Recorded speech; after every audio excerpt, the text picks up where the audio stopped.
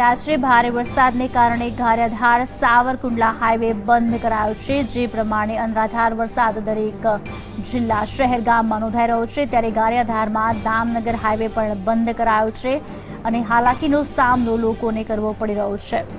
અમરેલી પંથકમાં પડેલા ભારે વરસાદને પગલે ગારિયાધાર સાવરકુંડલા હાઈવે બંધ થઈ ગયો છે। આ ઉપરાંત ગારિયાધાર દામનગર હાઈવે પણ બંધ થયો છે। ગારિયાધાર દામનગર હાઈવે પર આવેલા 5 ટોબરા નજીક ગારિયાધાર સાવરકુંડલા રૂટની એસટી બસ પાણીમાં ફસાઈ છે। આ બસમાં બસ ડ્રાઈવર અને કંડક્ટર સહિત કુલ 8 મુસાફરો હતા। ઘટનાની જાણ થતાં જ ડિઝાસ્ટર ટીમ દ્વારા તમામ મુસાફરોને સહી સલામત બહાર કઢાયા હતા। આ ઉપરાંત પાલીતાણા પંથકમાં વરસાદ વરસતાની સાથે જ ખારો નદી પણ બે કાંઠે વહી હતી। ભાવનગરનો બાયપાસ રોડ બંધ થતાની સાથે જ લોકોના ઘરમાં વરસાદી પાણી પણ ઘૂસી ગયા હતા।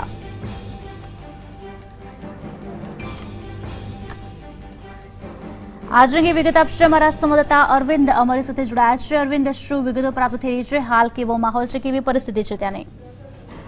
જી ખુશાલી, તમને જણાવી દઉં કે આજે સવારથી જ ભાવનગર જિલ્લાની જો વાત કરીએ તો ભાવનગર જિલ્લામાં લગભગ મોટા ભાગના તાલુકાઓમાં અનરાધાર વરસાદ વરસી પડ્યો હતો। ખાસ કરીને પાલીતાણા, ગારિયાધાર, જેસર, મોવા તેમજ વલભીપુર તાલુકા છે, આ તમામ તાલુકામાં અને ગ્રામ્ય વિસ્તારોમાં આજે ધોધમાર વરસાદ પડ્યો હતો। ખાસ કરીને ગારિયાધારની વાત કરીએ તો ગારિયાધાર અને અમરેલી પંથકમાં જે ધોધમાર વરસાદ પડ્યો તેના કારણે ગારિયાધાર સાવરકુંડલા હાઈવે હાલ બંધ છે, તેમજ ગારિયાધાર દામનગર હાઈવે પણ બંધ છે। એક બસ પણ ફસાઈ હતી, 8 મુસાફરો ડ્રાઈવર કંડક્ટર સહિત ફસાયા હતા, તેમને પણ બચાવી લેવામાં આવ્યા છે। મહુવાની જો વાત કરીએ તો મહુવાના મોટા કુટવડા, સાત્રિકા, બામણિયા સહિતના જે ગામડાઓ છે, આ તમામ ગામડામાં અનરાધાર વરસાદને પગલે જે મહુવાની માલણ નદી છે તેમાં પણ ઘોડાપુર આવ્યા હતા।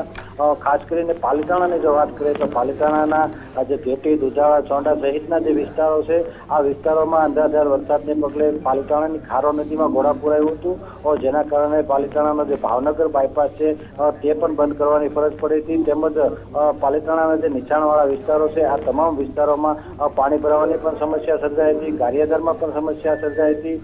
જો કે ખુશાલી વાત કરીએ તો ભાવનગર શહેરને આજે વહેલી સવારથી જ વરસાદ હાથ તળે આપી રહ્યો છે। ભાવનગર સિવાયના લગભગ મોટા ભાગના વિસ્તારોમાં વરસાદ પડ્યો હતો। ખુશાલી જી, આભાર અરવિંદ સમગ્ર માહિતી આપવા બદલ।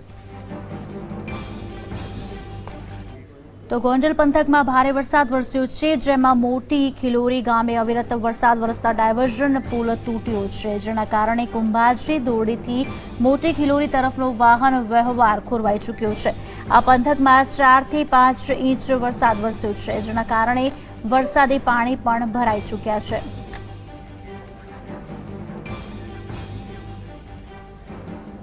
ગુજરાત સમાચારના પ્રતિનિધિ હિતેશ ગોંડલિયા અમારી સાથે જોડાયા છે। હિતેશ, ગોંડલ પંથકમાં ભારે વરસાદ વરસ્યો છે, ખાસ કરીને જાણવા માંગીશું આજનો માહોલ કેવો સર્જાયો છે, પરિસ્થિતિ હાલ ત્યાંની કેવી છે?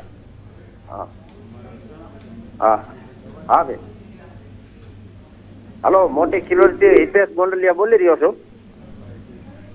જી, ગોંડલ તાલુકાના મોટી ખિલોરી ગામેથી જી દેરડી અને ખિલોરી જતા કોજવે જે ડાયવર્ઝન પુલ તૂટી ગયેલ છે અને વાહન વ્યવહાર સંપૂર્ણ બંધ થઈ ગયેલ છે અને વાહન વ્યવહાર માટે સંપૂર્ણ મોટી ખિલોરી જતા વાહનો અને બધા વાહન વ્યવહાર માટે રૂકાવટ આવી ગઈ છે।